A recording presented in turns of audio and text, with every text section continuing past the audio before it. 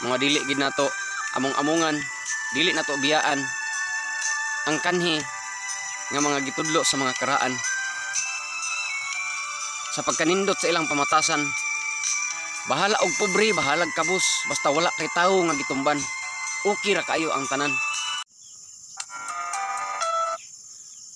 Mo ni siya mga higala, mga kasikbit ang kaagi nako sa una akong ipabati ninyo tungod sa kakabos, kapitos, sa kawadon sa akong mga ginikanan. Ako gini na sinati gikan sa una o bisan hantod karon mao ra gihapon.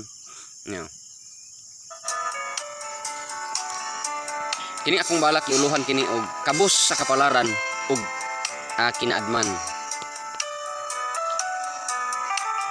Kining kapitos sa akong kapalaran, sukad pa kini sa sakop ako sa akong mga ginikanan. Sa dihang ga-eskwela ko og sugod sa grade 1, nasinati na nako ang kalisdanan.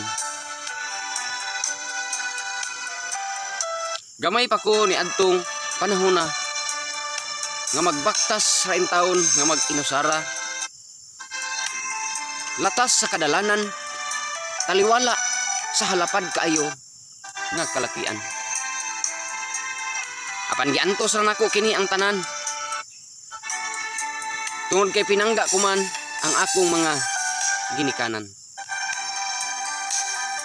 Mo gani hinungdan nga sa panahon sa akong pagkabatan-on, kami sa among ginikanan pagka matinahuron.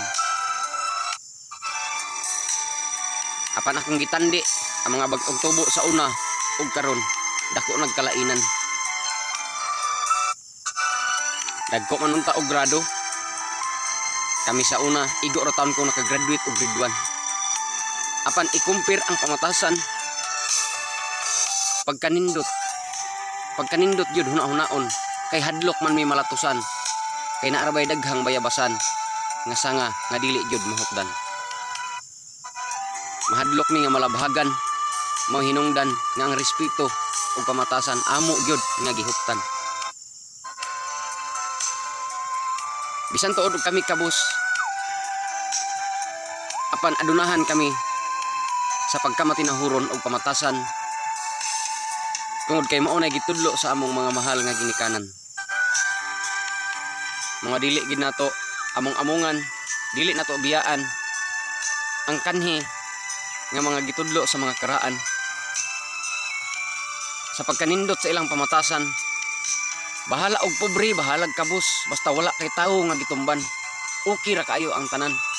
Ug labaw sa tanan pagyud musalig ratas kahitasan. Kay ang atong mga panginahanglan iya ra unya kanang hatagan, ug ang atong mga pinaningkamutan iya ra unya kining panalanginan. Daghang salamat mga kasikbit ug mga higala no, mayong buntag kanatong tanan.